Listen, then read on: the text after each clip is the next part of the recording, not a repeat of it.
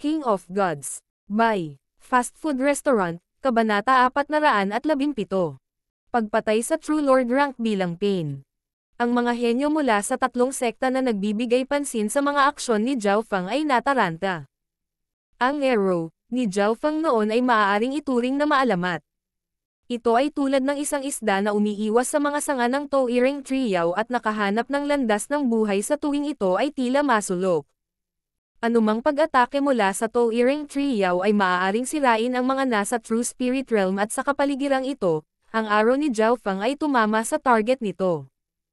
Ang gayong mga kasanayan sa pag-archery ay maaaring magpahanga sa mga normal na mamamana.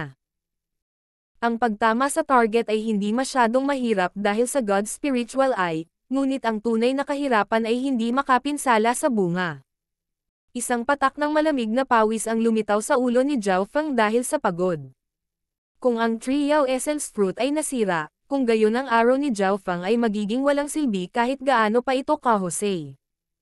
Kung masyadong maraming enerhiya ang ginamit, ang Luohao arrow ay mahuhulog sa kalagitnaan at hindi tatama sa target. Sa kabaligtaran, kung ang lakas ng kidlat sa arrow ay sobra, sisirain nito ang Triyaw Essence Fruit. Kinailangan ni Zhao Feng na kontrolin ang lahat ng perpekto at kahit na ayusin ang Luohao arrow gamit ang kanyang God's spiritual eye sa kalagitnaan. Nagpakawala ng hininga si Zhao Feng ngunit hindi binawi ang Luohao arrow. Hanggat naglalagay si Zhao Feng ng kaunting lakas sa loob ng Luohao bow, kaya niyang ibalik ang Luohao arrow. Sa teorya, dahil ang Luohao arrow ay tumusok sa Triyaw Essence Fruit, ibabalik din ito ang mga samsam sa digmaan. Ito ang ligtas na paraan ni Zhao Feng para makakuha ng Triyaw Essence Fruits. Dalawang salik ang kailangan para mangyari ito. Ang kontrol ng God's spiritual eye at ang tatlong sekta ay kailangang makagambala sa towering Triyaw. Kung wala ang tulong ng tatlong sekta, ang towering Triyaw ay makakasagabal kay Zhao Feng sa kalagitnaan.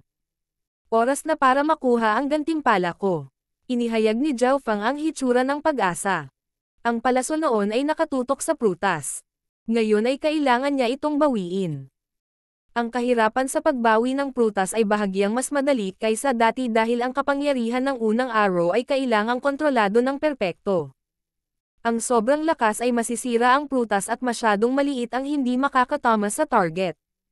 Gayunpaman, hindi nagkaroon ng mga problema ang pagkuha ng arrow pabalik. Ang Triyaw Essence Fruit ay kabilang sa towering Triyaw at ang prutas ay magiging nababanat mula sa mga pag-atake mula sa towering Triyaw at sa halip ay madagdagang muli. Sinisikap ng brat na iyon na. Si Yuluo, na paparating mula sa likuran, ay tumingin sa Luohao bow sa kamay ni Zhao Feng pagkatapos ay sa Luohao arrow at kumislap ang kanyang mga mata. Bigla niyang naintindihan ang gustong gawin ni Zhao Feng sa kanyang Luohao bow. Hanggat naglagay si Zhao Feng ng kaunting True Spirit Chi, babalik ang Luohao arrow at ibabalik ang Triyaw Essence Fruit kasama nito. Napagtanto din ito ng lahat ng iba mula sa tatlong sekta. Ginagamit ng batang iyon ang pamamaraang ito para kunin ang mga prutas. Ang ilan sa mga henyo ng tatlong sekta ay naiinggit at naiinggit. Ang lakas ng buhay na nasa loob ng Triyaw Essence Fruit ay napakalaki. Isang prutas lamang ang makapagliligtas ng buhay ng isang tao. Sabi lang, ito ay ang kombinasyon ng prutas na salamin ng dugo at buhay na nagbabalik na damo at may 50 hanggang 60% enerhiya mula sa dalawa. Madali itong sumipsip at nakapagpapagaling ng ilang nakatagong pinsala. Kung ikukumpara dito, bagamat ang prutas na salamin ng dugo ay maaaring magpataas ng cultivation, malamang na mag-iiwan ito ng mga pinsala at masangkop para sa mga nagsasanay ng Dao of Blood. Hindi pinagsisihan ni Zhao Feng ang pagpili ng Earthian Poison Mushroom kaysa sa Bloodglass Fruit at ang Triyaw Essence Fruit na ito ay halatang masangkop kaysa sa Bloodglass na prutas para sa kanya. Bumalik. Nag-circulate si Zhao Feng ng ilang True Spirit Chi sa Luohao bow. Weng. Isang liwanag ang lumitaw sa Luohao arrow habang lumilipad ito pabalik kay Zhao Feng. Ginamit ni Zhao Feng ang God's spiritual eye upang matiyak na hindi ito nataman ng mga sanga at ang proseso ay mas madali kaysa sa pagbaril dito. Shoo! Bumalik ang Luohao arrow at nagdala ng Triyaw Essence Fruit kasama nito. Narito ang gantimpala. Gamit ang Essence Fruit na ito, mabilis akong makakalusot sa pinakamataas na True Mystic rank at pagkatapos ng ilang sandali, ang True Lord rank ay walang anumang hadlang. Tinanggaw ni Zhao Fang ang kanyang ulo bilang kasiyahan. Hindi niya kailangang ipagsapalaran ang tatlong True Lord ranks ngunit nakakuha rin siya ng Triao Essence Fruit. Sa sandaling ito, isang boses ang lumitaw mula sa likuran. Zhao Fang, magandang trabaho, tutulungan kita. So, ang saya at layuning pumatay ay sumilay sa mga mata ni Yu Luo habang siya ay sumugod. Nang marinig ito, nagdilim ang ekspresyon ni Zhao Fang at halos nagsimulang magmura. Ang kanyang posisyon ngayon ay lubhang kakaiba. Ang mga ugat sa lupa ay hindi makaabot sa kanya at ang mga sanga ng Towering Triao ay napakalayo. Nangangahulugan ito na hindi na kailangan ni Zhao Fang ang tulong ni Yu Luo. Ang gustong gawin ni Yu Luo ay napakalinaw. Napakatuso ng Yu Luo na ito. Oo, napakamahalagang kayamanan na napupunta kay Yu Luo ngayon. Napakalas ng brat na iyon. Napakaraming hirap na nauwi sa wala. Ang mga henyo ng Blackcliff Palace at Moon Demon Palace ay nakaramdam ng panghihinayang at marami ang nag-iisip kung bakit hindi sila ang may ganitong swerte. Ang panig ng Pure Moon Spiritual Sect. Naunawaan din ng mga henyo ang intensyon ni Yu Luo at nakita ng ilan na ito ay walang kahihiyan habang ang iba ay natutuwa na makita ito. Hihihi. Ang mantis ay umaambas sa cicada ngunit sa likod nito ay nakakubli ang Oriole. Tumalon ang kasiyahan sa puso ni Yu Luo. Sinundan niya si Zhao Fang dahil gusto niyang tanggalin siya, ngunit tila mahal siya ng langit at binigyan siya ng swerteng ito. Patayin si Zhao Fang. Kunin ang prutas at pagkatapos kong masipsip ito, mabilis kong maaabot ang huling yugto ng True Lord rank. Sa oras na iyon, si Ye Yanyo, ang asong iyon, ay kailangang bigyan ako ng mukha. Ang puso ni Yu Luo ay nag-uumapo sa kaligayahan at itinaas ang kanyang bilis sa maximum at pinalapit si Zhao Fang. Sa kanyang maagang yugto ng True Lord rank cultivation, napakadaling pumatay ng True Mystic rank na nagmula sa isang village. Sa kanyang mga mata, ang Triao Essence Fruit ay kanya na. Si Zhao Fang ay lumutang sa himpapawid, habang ang kanyang ekspresyon ay nagbago at ang kanyang mga iniisip. Ang pag-iwas kay Yu Luo ay madali para kay Zhao Fang ngunit kung gagawin niya iyon, hindi nito malulutas ang problema. Oh well, sa ngayon, ang Moon Demon Palace ay nawalan ng isang True Lord rank at ang Pure Moon Spiritual Sect ay masyadong malakas at maaaring hindi balansehin ang sitwasyon. Nagdesisyon si Zhao Fang na patayin si Yu Luo. Ngayon ang problema, paano niya papatayin si Yu Luo? Gamit ang mga nakatagong card ni Zhao Fang, hindi mahirap patayin si Yu Luo ngunit ang kahirapan ay kung paano patuloy na itago ang kanyang lakas at gawing aksidente ang pagkamatay ni Yu Luo upang walang maghinala kay Zhao Fang. Ang pagpatay sa isang True Lord rank ay hindi madali, lalo na kung mayroon silang pagkakaiba sa cultivation. Higit pa rito, kailangan ni Zhao Fang na gawin ito ng tahimik. Sa ilalim ng mga normal na sitwasyon, si Zhao Fang ay hindi maglalakas loob na isipin ang pagpatay sa isang True Lord rank bago ang Sacred True Dragon Gathering. Ayan na. Nagningning ang mga mata ni Zhao Fang nang makaisip siya ng isang plano. Sa katunayan, sa mga normal na sitwasyon, magiging mahirap gawin ito ngunit hindi imposibleng sisihin ang isang aksidente. So, lumipad pabalik si Zhao Fang patungo kay Yu Luo, na tila hindi napagtanto ang layunin ng pagpatay sa huli. Inilagay din niya ang Luohao Arrow ng medyo malapit sa lupa. Ang mga ugat ng Towering Triao ay maaaring umabot ng ilang milya at hindi nagtagal ay 10 yarda na lamang ang layo ni Zhao Fang mula sa tuktok ng lupa. 10 yarda ang halos nasa saklaw ng ugat ng Towering Triao. Hindi na bumaba pa si Zhao Fang dahil aatakehin siya ng mga ugat. Ang Triao Essence Fruit sa kanyang kamay ay parang liwanag sa dilim na tiyak na titignan ng Towering Triao. Sa sandaling ito, si Yu Luo ay 20 hanggang 30 yarda lamang ang layo mula sa Zhao Fang na isang napaka-epektibong lugar para sa pag-atake. Taga-nayon, mamatay. Ang gwapong mukha ni Yu Luo ay napuno ng lamig at baluktot. Itinaas niya ang kanyang kamay at isang transparent na talon ng buwan na 10 hanggang 20 yarda ang haba na pumutok kay Zhao Fang. Shua. Biglang naging dalawa ang figure ni Zhao Fang at perpektong naiwasan niya ang pag-atake ng Moonblade. Dalawang eksaktong Zhao Fang ang tumakbo patungo sa lupa. Bam!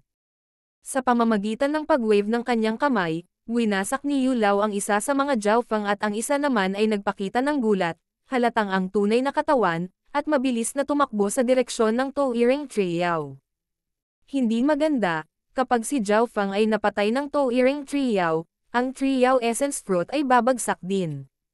Malaking pagbabago ang ekspresyon ni Yu Luo habang hinahabol niya si Jiaofang. Kasabay nito, sa isang puno sa kagubatan, isang hindi nakikitang Jiaofang ang bumulong sa kanyang sarili. Yu Luo, dapat kang mamatay. Ang hindi nakikitang Jiaofang ay ang tunay na Jiaofang. Ang nagpahayag ng gulat noon ay ang tunay na Jiaofang, ngunit pagkatapos niyang ipakita ang hitsura ng gulat, lumikha siya ng isang Yin Shadow Doppelganger habang ang kanyang tunay na katawan ay naging invisible. Sa puntong ito, halos maabutin ni Yu Luo ang Yin Shadow Doppelganger ni Jiaofang. Eye of Heart. Ginamit ni Jiaofang ang Eye of Heart habang siya ay hindi nakikita at pinalaki ang kasakiman at pagnanasa sa isip ni Yu Luo. Ang bagay ay ang likod ni Yu Luo ay nakatalikod sa tatlong sekta at hindi nila makita ang pagbabago sa kanyang mukha. Ang pinakamahalaga, ang tunay na katawan ni Jiaofang ay hindi nakikita at ginagamit ang mga puno bilang takip, walang nakakita sa kanya. Shua. Ang Yin Shadow Doppelganger ni Jiaofang ay sumisid sa isang butas sa lupa at kumupas. Ang aking Triao Essence Fruit. Nawala sa isip si Yu Luo sa walang katapusang pagnanais at kasakiman at sa ilalim ng Eye of Heart ni Jiaofang, sumisid siya sa butas. Bam bam bam. Shua. Dose-dosenang mga ugat ang umabot sa lupa at ibinalot ang kanilang sarili kay Yu Luo. Mukhang kanina pa sila handa. Hindi maganda. Nagbago ang mga ekspresyon ng mga henyo mula sa Pure Moon Spiritual Sect. Arg! Napaungol si Yu Luo, ngunit ang kanyang sigaw ay natigil sa kalagitnaan at siya ay napilipit sa kamatayan, naging bagong pataba. King of Gods, Kabanata 418. Pagtaas ng paglilinang. Brother Yu Luo. Ang eksena sa harap ng kanilang mga mata ay nagpahiyaw sa dalawang babae mula sa Pure Moon Spiritual Sect. Huminga ng malalim ang mga henyo mula sa Blackcliff Palace at Moon Demon Palace habang sila ay naguguluhan at nagulat. Paano lalapit si Yu Luo sa lupa? Marahil siya ay napuno ng kasakiman, nawala ang kanyang isip at hindi sinasadyang pumasok sa hanay ng mga ugat. Hihihi, isang True Lord rank ay nalinlang ng isang pekeng imahe. Magandang bagay ang balabal ng brat na iyon. Ang mga mula sa iba pang dalawang sekta ay halatang tuwang-tuwa. Masyadong malakas ang lakas ng Pure Moon Spiritual Sect at kahit na magsama ang Blackcliff Palace at Moon Demon Palace, maaaring hindi nila sila matalo. Ngayong nawalan ng True Lord rank ang Pure Moon Spiritual Sect, bumaba ang kanilang lakas at naging mas balanse ito.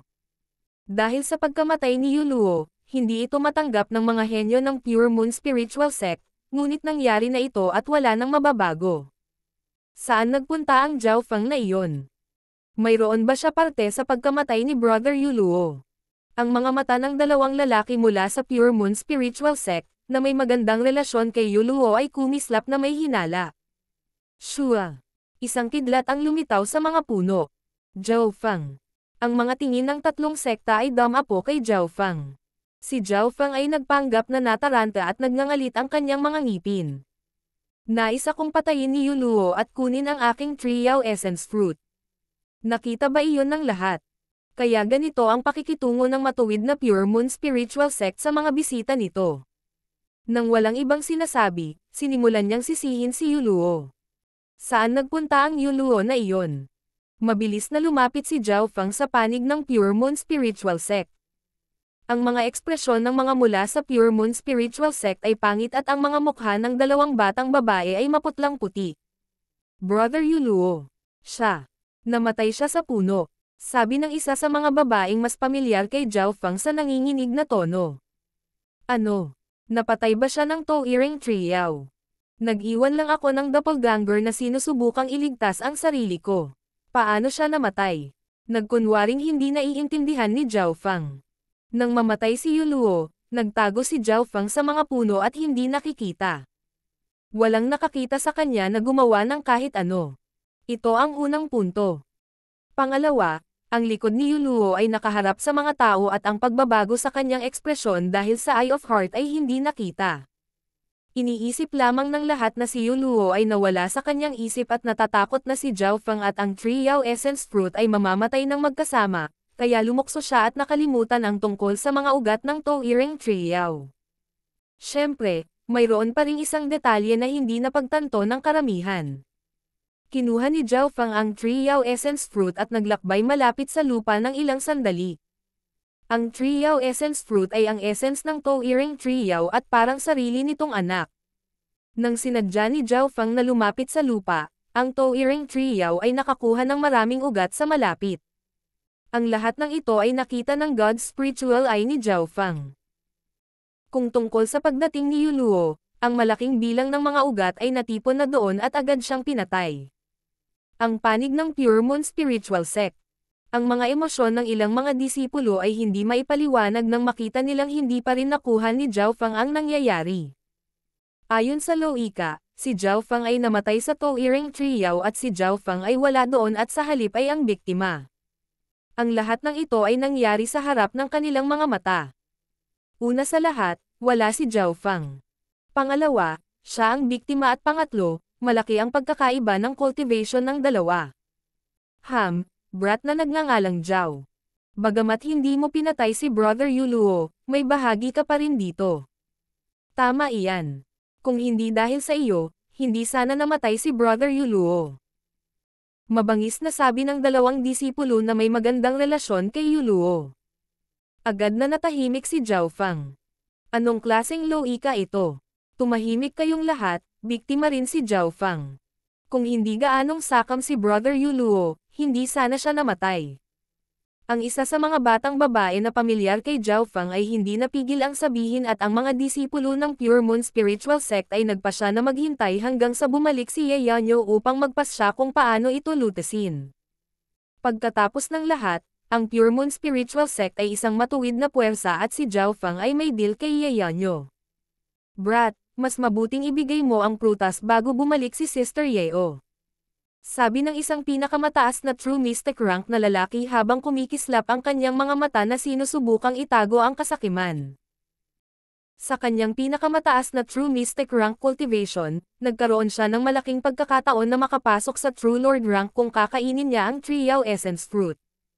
Ang agwat sa pagitan ng True Mystic rank at True Lord rank ay napakalaki. Ngumiti si Zhao Feng at hindi nag-abalang sumagot. Sa halip, inilabas niya ang Triao Essence Fruit at sinimulan itong kainin ng kagat-kagat. Ang Triao Essence Fruit ay kasing laki ng isang pakwan at kailangan ni Zhao Feng ng ilang sandali upang matapos ito. Triao Essence Fruit. Bata, ang lakas ng loob mo. Ang dalawang lalaki, na may magandang relasyon kay Yuluo, ay umungal at tumalon patungo kay Zhao Feng. Hehe. Kaya wala kayong pakialam sa pagkamatay ni Yuluo ngunit gusto ninyong kunin ang Triao Essence Fruit sa halip. Sabi ni Zhao Feng sa panunuya. Mamatay. Nag-iba ang ekspresyon ng dalawang disipulo habang umaatake sila. Ang isa sa kanila ay nagpadala ng mahinang liwanag ng buwan na espada, na maaaring tumagos sa isang bundok, habang ang isa naman ay nagpatawag ng alon ng liwanag ng buwan na maaaring pumatay sa isang maliit na kawan ng hayop. Whoosh! Naglaho ang figure ni Zhao Feng at sa isang kidlat, lumitaw siya sa kabilang panig, dahan-daw ang kinakain ang kanyang Triao Essence Fruit. Patayin. Ang dalawang disipulo ay patuloy na umaatake kay Zhao Feng. Shua-shua. Boom boom. Nag-flash ang figure ni Zhao Feng at gaano man kalakas ang pag-atake ng dalawa, hindi man lang nila mahawakan ang kanyang damit. 10 paghinga mamaya. Tinapos ni Zhao Feng ang pagkain ng Triao Essence Fruit. Pulang-pula ang mukha niya at bumungad sa kanya ang aura na puno ng buhay. Ang dalawang disipulo ay nagngangalit ang kanilang mga ngipin sa puot at nagbubuga sa loob at labas. Malinaw na hindi nila sinasadyang guluhin si Zhao Feng. Ang kanilang tunay na layunin ay ang Triao Essence Fruit. Gayunpaman, ang bilis ni Zhao Feng ay umabot sa hindi kapanipaniwalang antas. Pinaglaruan niya ang mga ito at tinapos niyang kainin ang Triao Essence Fruit habang hinahabol ng dalawa. Kapag natapos na ni Zhao Feng ang pagkain ng Triao Essence Fruit, muling tataas ang kanyang lakas at wala silang kapangyarihang makagambala. Talagang malakas ang epekto ng Triao Essence Fruit. Naramdaman ni Zhao Feng ang kanyang sarili na napuno ng buhay at ang kanyang buong katawan ay nalinis. Ang kanyang mental energy level ay nagbigay daan sa kanya na sumipsap ng maximum na dami ng enerhiya mula sa Triao Essence Fruit. Kung ito ay isa pang normal na True Mystic rank, aaksayahin nila ang hindi bababa sa 80% ng Triao Essence Fruit o kakainin ito ng hiwalay. Gayunpaman, upang paikliin ang gulo, kinain ni Zhao Feng ang lahat ng ito ng sabay-sabay sa harap ng mga tao.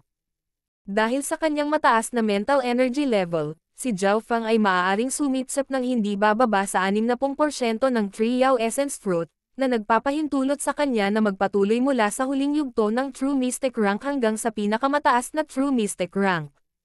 Sa puntong ito, mabilis na tumataas ang aura ni Zhao Feng. Ang kanyang balat ay sariwa at malambot, na nagbibigay sa mga tao ng pakiramdam na siya ay nagiging mas bata. Ang pagtaas ng habang buhay at hitsura ay isang side effect na mayroon ang Triao Essence Fruit.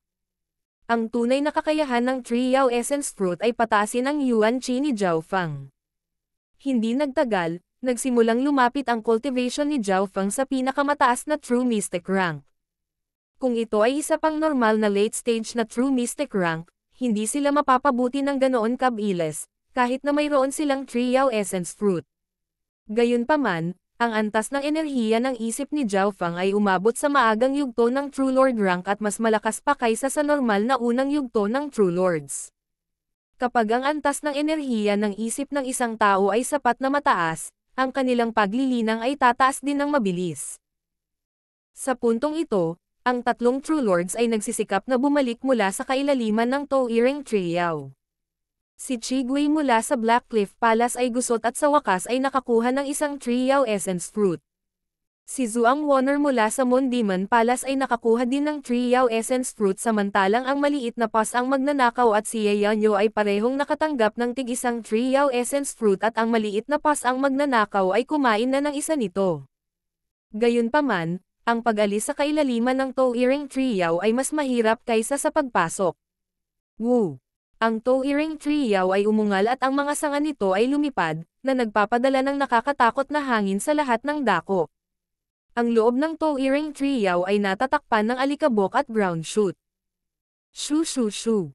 Ang mga ugat ay lumitaw mula sa lupa na bumuo ng isang lambat at hamarang sa ruta ng pagtakas ng tatlong True Lord ranks. Ang Triao Essence Fruit ay parang mga inapo ng Tao-Iring Yao Tree at ang panunood sa kanila na ninakaw sa harap ng mga mata nito ay isang bagay na hindi nito pinaninindigan. Para manatili ang mga salarin, halos mabaliw ang Tao-Iring Triao at sinira pa ang ilan sa mga sanga at ugat nito. Nangangahulugan ito na kahit na kaya ng Tao-Iring Triao na manatili ang tatlong True Lord ranks, masasaktan din ito. Ngunit ang galit na si Tao-Iring Triao ay wala nang pakialam. May isa lang tayong pag-asa sa buhay kung magkakasama tayong tatlo. Sumigaw si Zhuang Wonner at pinalaganap ang kanyang lihim na pamamaraan ng demonyo na halos masunog ang kanyang True Spirit Chi. Isang kakaibang madilim na aura ang nakapalibot sa kanya at nilalamon ang bawat atake mula sa labas ng mundo. Ano ang isang espesyal na lihim na pamamaraan? Tumingin si Zhao Feng gamit ang God's Spiritual Eye at nakatitiyak na ang field sa paligid ng Zhuang Wonner ay makakain ng anumang pag-atake sa ilalim ng Origin Core Realm at kahit na ang normal na Origin Core Realm na pag-atake ay hihina ng 30 hanggang 40%. Iyon ang Demonic Moon Force Field ng Moon Demon Palace, na improvised mula sa Heavenly Demon Power Field.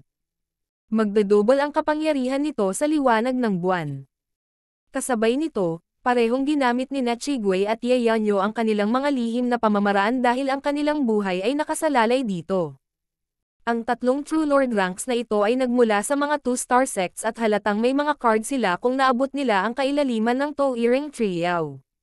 Sa gitna nila, naglabas si Yeyanyo ng kakaibang jade slip na dinurog niya at lumitaw mula rito ang isang banal na diyosa na nakasuot ng buwan. Ano ang nangyayari? Hindi ba't iyon ang diyosa ng tiyahin ng sekta ng ating sekta?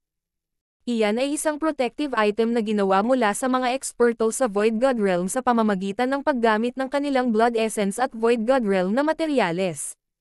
Maaari itong magbigay kay Sister Yen ng ika-10 bahagi ng depensa ni Saint Moon Anti-Goddess o isang strike. Ang mga disipulo ng Pure Moon Spiritual Sect ay nagpakawalan ng hininga. Pagkatapos matanggap ang Void God Protection, si Yeonyo ay makakapagpatigil ng ilang sandali kahit na laban sa mga nasa Origin Core Realm. Tulad ng inaasahan ng isang 2-star sect. Ang ganitong mga pamamaraan ay hindi maiisip. Mahirap isipin kung gaano kalakas ang 3-star at 4-star factions. Inaasahan ni Zhao Feng ang hinaharap. Sa sandaling ito, ang kanyang True Spirit Chi ay lumagpas sa isang hadlang at pinayagan siyang maabot ang pinakamataas na True Mystic rank. King of Gods, Kabanata 419. Hinala. Noong nasa delikadong sitwasyon ang tatlong True Lord ranks, naabot ni Zhao Feng ang pinakamataas na True Mystic rank sa tulong ng Triao Essence Fruit. Dahil nagmamadali siyang kumain ng Triao Essence Fruit, hindi lubos na naabsorb ni Zhao Feng ang enerhiya. Ang kanyang source of true spirit ay hindi na maaaring lumawak pa dahil naabot na nito ang limitasyon nito. Para walang sayangin, tinatakan ni Zhao Feng ang bahagi ng Triao Essence Fruit sa Watermoon Pirate Source of True Spirit. Sa tuktok ng Watermoon Pirate Source of True Spirit, ito ay mas malaki at dalisay kaysa kay Zhao Feng. Gayunpaman, ang source of true spirit na ito ay nasa bingit ng maubos. Ngunit pagkatapos na pumasok dito ang puwersa ng buhay ng Triao Essence Fruit, nagsimula itong gumaling.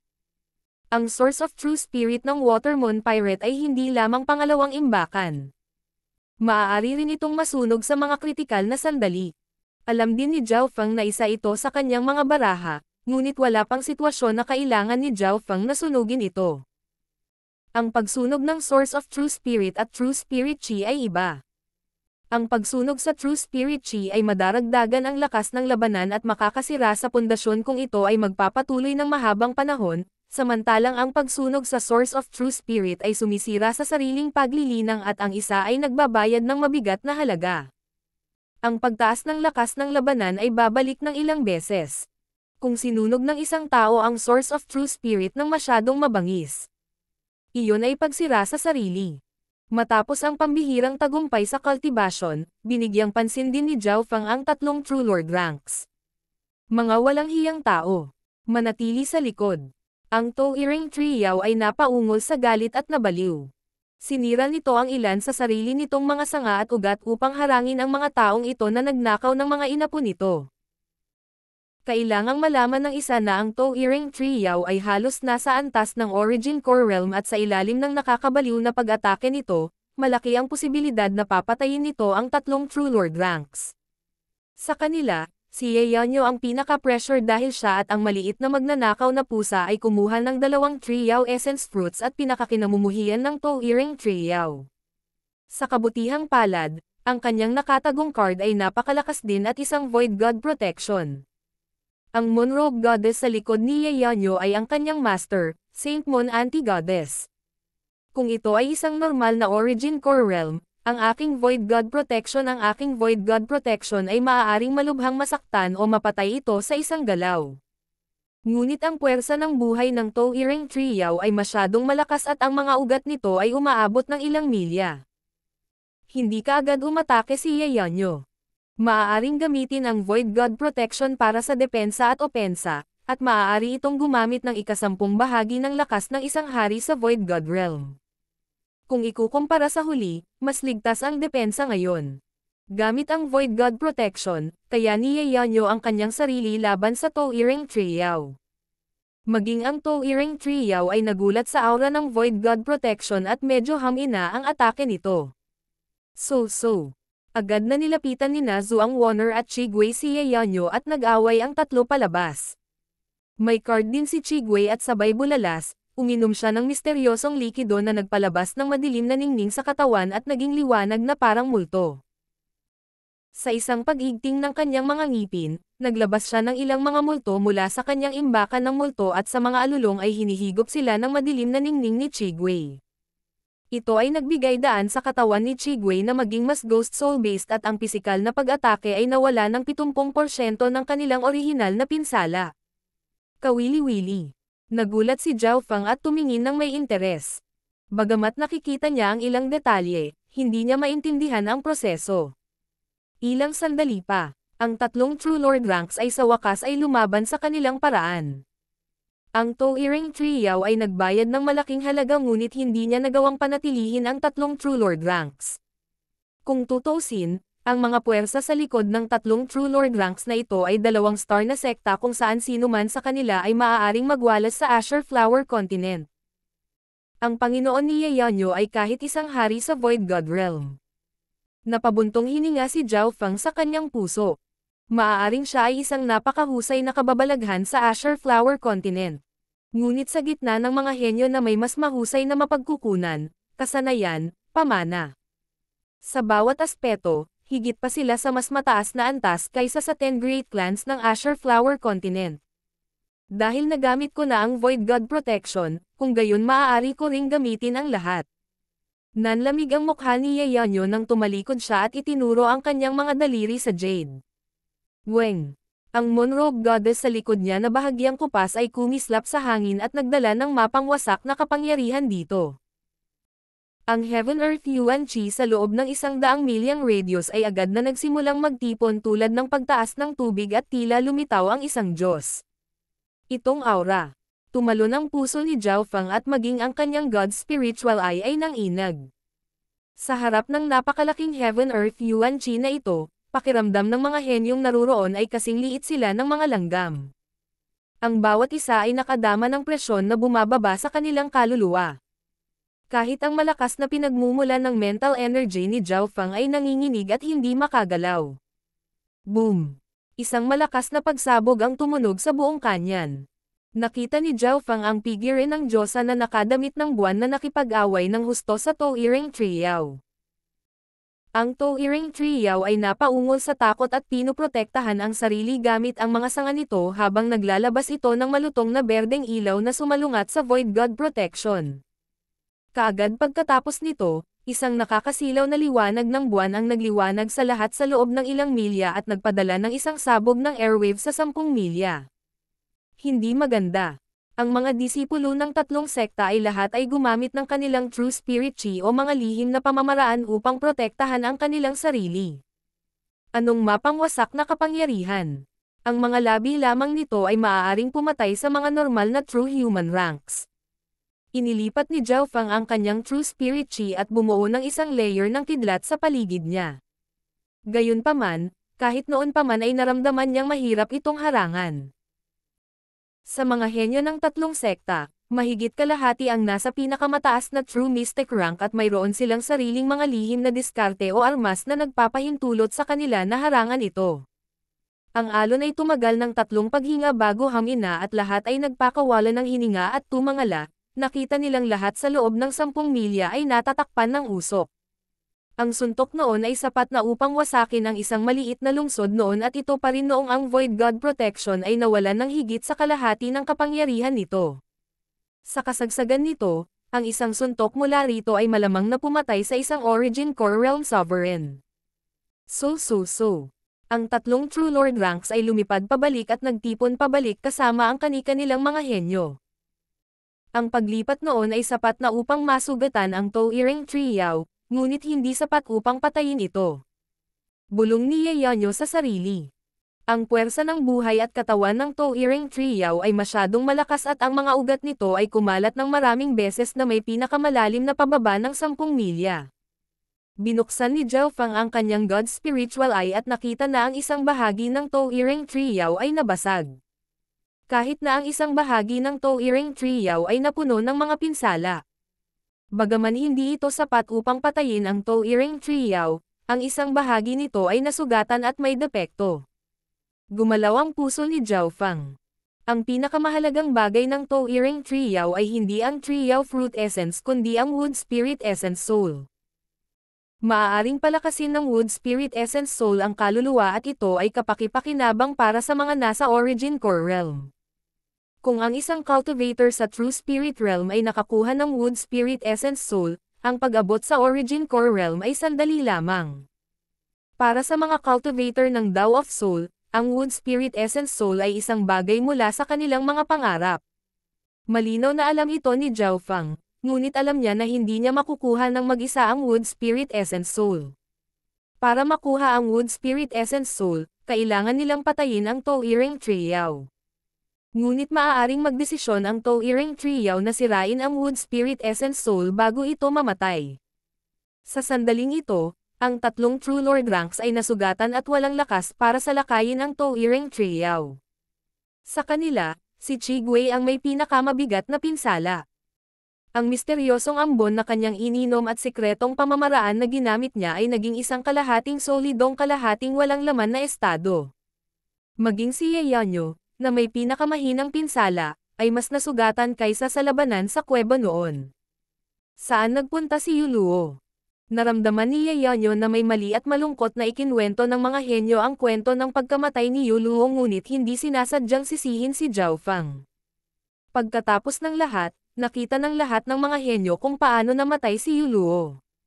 Sa personalidad ni Yuluo, posibleng subukan niyang patayin si Zhao Fang at nakawin ang kanyang mga kayamanan. Ngunit ang isang True Lord rank ay nalinlang ng isang doppelganger at napunta sa saklaw ng mga ugat ng Towering Trio. Higit pa rito, si Yuluo ay hindi isang taong padalos-dalos. Nagsalubong ang mga kilay ni Yeonyo at kalahati lang ang naniwala. Ang kanyang matatalas na mata na tila tumutusok sa anumang bagay ay nakasurvey kay Zhao Fang. Kung ito ay isang tao na nagkasala, sila ay hindi mapalagay at anumang pagbabago sa kanilang mga emosyon ay makikita ni Yeonyo. Gayunpaman, parehong kalmado ang panloob na puso ni Zhao Fang at ang panlabas na emosyon at walang nakikitang kaina-hinala si Yeonyo. Nagsimulang mag-isip si Yeonyo. Pakiramdam niya ay hindi ganoon kadali ang pagkamatay ni Yuluo. Bagamat tiyak na si Yuluo ay hindi direktang pinatay ni Zhao Fang, ang huli ay maaaring may koneksyon pa rin dito. Pagkatapos ng lahat, si Zhao Fang lamang ang malapit kay Yuluo. Walang nakakita kay Zhao Fang na kumilos bago namatay si Yuluo at sa oras na iyon ay hindi siya nakikita. Ibig sabihin walang nakakita sa kanya na gumawa ng kahit ano. Nagsimulang mag-isip si Yeonyo at nakakita ng ilang kaina-hinalang punto. Nakita din ng God Spiritual Eye ni Zhao Fang ang pagbabago ng emosyon ni Yeonyo. Ang babaeng ito ay napakatalino at kahit na matagumpay siyang nalinlang ng maliit na pas ang magnanakaw, maaari pa rin siyang maghinala. Nalaman ni Zhao Fang na kahit na ang mga gantimpala ng kanyang plano ay lumalaki, ang panganib na malaman ay tumataas din. Lihim siyang nagpasya na kung walang mas malaking kapalaran, tatakas siya palayo kay Yeonyo. Sa puntong ito ng panahon. So. Mula sa himpapawid ay nanggaling ang tunog ng paglipad at sa gitna nila ay isang True Lord rank aura na hindi mas mahina kaysa kina Yeonyo at Zhuang Wonner. Mahigit 12 figure ang lumitaw sa mga ulap. Hindi maganda, mas maraming reinforcement mula sa Pure Moon Spiritual Sect.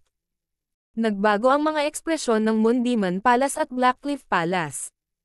Iniskan ng mga mata ni Zhao Fang ang mga figure at ang grupong ito ay mas malakas pa kaysa kay Yuluo. Ang pinuno ay isang mystic robe na kabataan na ang cultivation ay tila nakarating lamang sa huling yugto ng True Lord rank hindi pa matagal na ang nakalipas. Isa sa mga dahilan kung bakit ko pinatay si Yuluo noon ay dahil ang lakas ng Pure Moon Spiritual Sect ay masyadong malakas at maaaring makagambala sa balanse. Anuman ngayon ang isa pang late stage na True Lord rank ay dumating. King of Gods, Kabanata 420. Hakbang-hakbang ng panganib. Ang Pure Moon Spiritual Sect ay talagang karapat-dapat na maging isang 2.5 star sect na mayroong 5 sa 10 True Lords. Alam ito ni Zhao Fang at sa makatuwid, pinatay niya si Yuluo para balansehin ang tatlong sekta.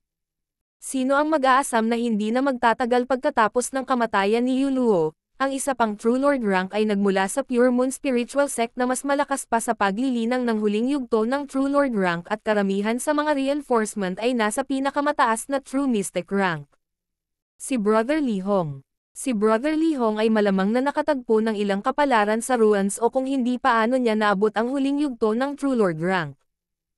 Ang inggit at kagalakan ay nakasulat sa mga mukha ng mga henyo ng Pure Moon Spiritual Sect. Bago sila pumasok sa ruins, ang ranking ni Li Hong sa 10 True Lord rank ay medyo malayo at mas mababa pa kaysa kay Yuluo. Gayunpaman, pagkatapos maabot ang huling yugto ng True Lord rank, ang ranking ni Li Hong ay malapit kay Zhuang Wonner at Yeonyo. Li Hong, dumating ka sa tamang oras. Kailangan natin ng mas maraming tao ngayon. Ngumiti si Yeonyo na parang puting lotus na namumulaklak. Sa puntong ito, ang mga tingin ng lahat ay dumapo sa Mystic Robe True Lord rank, si Lee Hong. Ang pag-abot ni Lee Hong sa huling yugto ng True Lord rank at pagdadala ng mga reinforcement ay nagpalakas sa moral ng Pure Moon Spiritual Sect. Gayunpaman, ang mga ekspresyon ng mga mula sa Moon Demon Palace at Blackcliff Palace ay solemn na. Ang Pure Moon Spiritual Sect ay mayroon na ngayong isa pang late stage na True Lord rank. Magiging pareho ba ang henerasyong ito sa mga nauna? Ang Moon Demon Palace at Blackcliff Palace na pinigilan ng Pure Moon Spiritual Sect kahit na magkasama. Bulong ni Chigwei sa sarili habang lumalamlam ang puting liwanag sa kanyang mga mata. Ang panig ng Moon Demon Palaces. Ang pinakaproblemadong mga henyo ng Pure Moon Spiritual Sect ay sina Yeonyo at Lu Tianyi. Naabot na ni Lu Tianyi ang kalahating hakbang na Origin Core Realm at hindi matatalo dito. Ang simbolo ng madilim na buwan sa noo ni Zhuang Wonner ay kumislap habang ang kanyang purple na buhok ay umihip sa hangin. Ang Pure Moon Spiritual Sect ay may 2 sa 3 pinakamalakas na True Lords at ang lakas ni Lu Tianyi ang pinakamataas na walang duda. Parehong hindi niya kapareha sina Yeonyo at Zhuang Wonner. Ang tanging bagay ay hindi pa nagpapakita si Lu Tianyi. Pinangunahan ng Mystic Robe Lee Hong ang kanyang grupo para makipagkita kay Yeonyo. Sister Ye, naakit ako dito ng Void God Protection at talagang natagpuan ko kayo rito. Bagamat mahiyain si Lee Hong, magalang pa rin siya kay Yeonyo. Kaka-rating pa lang niya sa True Lord rank kanina at may kaunting pagkakaiba pa rin sa pagitan niya at Yeonyo at Zhuang Wonner. Ang kapangyarihan ng Void God Protection ay mapangwasak at mararamdaman ito ng lahat sa loob ng 1,000 milya radius. Mukhang mas maaakit lang ang kanya na ito ng mga henyo. Hindi gaanong nagsalita si Zhao Fang habang nakatayo siya sa sulok. Bigla niyang naramdaman ang mga nanlilisik na tingin na nakatingin sa kanya. Ang mga titig na ito ay nagmula sa 2 lalaking disipulo na may magandang relasyon kay Yuluo at gusto nilang kunin ang Triao Essence Fruit ni Zhao Fang ngunit hindi nagtagumpay. Hihihi, napakaganda ng relasyon ni Brother Lee Hong kay Brother Yuluo. Noon, tinulungan pa ni Brother Yuluo si Lee Hong noon. Kahit na hindi si Zhao Fang ang may kasalanan, hindi siya bibigyan ni Brother Lee Hong ng anumang magandang araw kung gusto niya. Tuwang-tuwa ang 2 lalaking disipulo. Brother Lee Hong, nakita mo na ba si Brother Lu? Maingat na sabi ni Yeonyo. Brother Lu. Ang mga tainga ng mga henyo ng Pure Moon Spiritual Sect ay naningkit nang ipakita nila ang mga pagpapahayag ng paghanga at paggalang. Si Brother Lu ay si Lu Tianyi, ang numero 1 True Lord. Nasugatan ang Toe-Earing Triao, ngunit napakahirap pa ring patayin ito. Kung narito si Brother Lu, mayroon tayong 60% pagkakataon. Sabi ni Yeonyo. Siya at si Brother Lu ay magkatulad at mahilig maglakbay ng mag-isa. Gayunpaman, ang halaga ng Wood Spirit Essence Soul ay masyadong mataas at ang prutas, mga sanga at maging ang balat ng Toe-Earing Triao ay mga kayamanan. Ito ay halos kapareho ng pagpatay sa isang hayop sa Origin Core Realm. Nakita ko si Brother Lu ilang araw na ang nakalipas at pinatay niya ang isang Beast Horde, kasama ang ilang True Lord ranks Beast. Gayunpaman, medyo hindi siya pinalad at hinabol siya ng isang Sovereign sa Origin Core Realm na hindi niya nagawang talunin at umatras. Napabuntong hininga si Lee Hong at umiling nang mabanggit si Brother Lu. Masyadong mataas si Lu Tianyi. Hindi maabot ng normal True Lord ranks ang kanyang level. Hindi napigilan ni Zhao Fang ang dilaan nang marinig niya ito. Anong uri ng mga halimaw ang mayroon ang Pure Moon Spiritual Sect? Ang normal True Lord ranks ay tatakbo para sa kanilang buhay kapag nakakita sila ng Origin Core Realm at itong si Lu Tianyi ay nakipag-away sa kanila at nakatakas pa rin. Siyempre, pumunta rin ako dito para sabihin sa iyo ang isang mahalagang impormasyon tungkol sa taong pumasok sa Ruan's Treasured Palace. Kumislap ang mga mata ni Lee Hong. Ruan's Treasured Palace. Nagbago ang mga ekspresyon ng mga mula sa Pure Moon Spiritual Sect. Alam ng lahat na ang taong pumasok sa Ruan's Treasured Palace ay hindi isa sa 10 True Lord at ngayon ay tila may alam si Lee Hong. Sino ta? Kung hindi ito isa sa 10 True Lords, isa ba itong mula sa isa sa mas maliliit na angkan? Madiin ang mukha ni Yeonyo. Ayaw pa rin niyang sumuko. Ang Ruan's Treasured Palace ay ang core ng Purple Saint Ruans at sa pagpasok lamang sa palasyo matatanggap nila ang tunay na mana. Wala sa kanila. Umiling si Li Hong at nagsalita sa tame-time na tono. Hindi ka maniniwala sa aking makikita. Ang babaeng pumasok sa Ruan's Treasured Palace ay hindi kabilang sa alinman sa tatlong panig at maaaring hindi rin isang henyo mula sa Tianlu Islands. Ano? Paano? Paano ito posible? Ang mga henyo mula sa Pure Moon Spiritual Sect ay umiling. Kahit ang mga mula sa Black Cliff Palace at Moon Demon Palace na malapit ay hindi naniwala dito. Ibig mong sabihin, isang tagalabas. Ang mga tingin ni Yeonyo at ng kumpanya ay napunta kay Zhao Feng at ang huli ay nagmura sa kanyang puso. Ang bawat mata ay nakatutok kay Zhao Feng dahil siya ay isang tagalabas. Meron din dito na walang inheritance token ng tatlong sekta. Napatingin si Li Hong kay Zhao Feng nang may pagtataka. Napabuntong hininga si Zhao Feng sa kanyang puso. Kung ano ang mangyayari maaga o huli ay sa wakas ay nahayag. Sa ngayon, gumagamit siya ng pananaw ng mga manunood para makuha ang pinakamaraming reward na kaya niya ngunit palaging may kasamang reward ang panganib. Kahit na ang plano ng maliit na magnanakaw na pusa ay mabuti, ito ay lubhang mapanganib din. Gayunpaman, kung hindi nito gagawin ito, mahihirapan si Zhao Feng na manirahan sa Ruans. Zhao Feng, ano ang relasyon mo at ng taong pumasok sa mana? Nanlamig ang mukha ni Yeonyo. Ang kanyang balat ay nagsimulang lumiwanag sa liwanag ng buwan at tila isang diyosa na bumaba nang ilabas niya ang kanyang True Lord rank aura. Hindi ko alam. Dinala ako rito ng isang mahiwagang kapangyarihan at nag-iisang tao. Oh, at ang pasang iyon. Kalmadong umiling si Zhao Feng. Ang kanyang kasalukuyang sitwasyon ay lubhang mapanganib at ikinandado ni Yeonyo at Li Hong. Ang tatlong True Lord ranks mula sa Moon Demon Palace at Black Cliff Palace ay matamang nanunood. Hindi napigilan ni Yeonyo ang bahagyang madismaya. Tinanong na niya ang maliit na pasang magnanakaw tungkol sa sitwasyon ni Zhao Feng noon. Malinaw na hindi sasabihin ni Zhao Feng na konektado siya kay Zhao Yufei kung hindi, ito ay magiging napakagulo. Halos sigurado siyang ang tagalabas na pumasok sa Ruan's Treasured Palace ay si Zhao Yufei dahil ang target ng Purple Saint Ruin ay si Zhao Yufei at si Zhao Feng ay aksidenteng napasok. Malaki ang mundo at maraming puwersa. Kung makapasok ako ng hindi sinasadya, pwede rin ang ibang mga henyo. Baka nagbago na o nasira ang Purple Saint Ruins. Mabagal na sabi ni Zhao Feng. Napakalohikal ng mga sinasabi mo. Ayon sa mga nakatatanda ng sekta, ang enerhiya ng Purple Saint Ruins ay nauubos pagkatapos ng mahabang panahon dito at maaaring may mga kahinaan. Ang Mystic Robe na si Li Hong ay talagang sumang-ayon kay Zhao Feng. Kung si Zhao Feng ay isang aksidente, maaaring magkaroon ng mas maraming aksidente.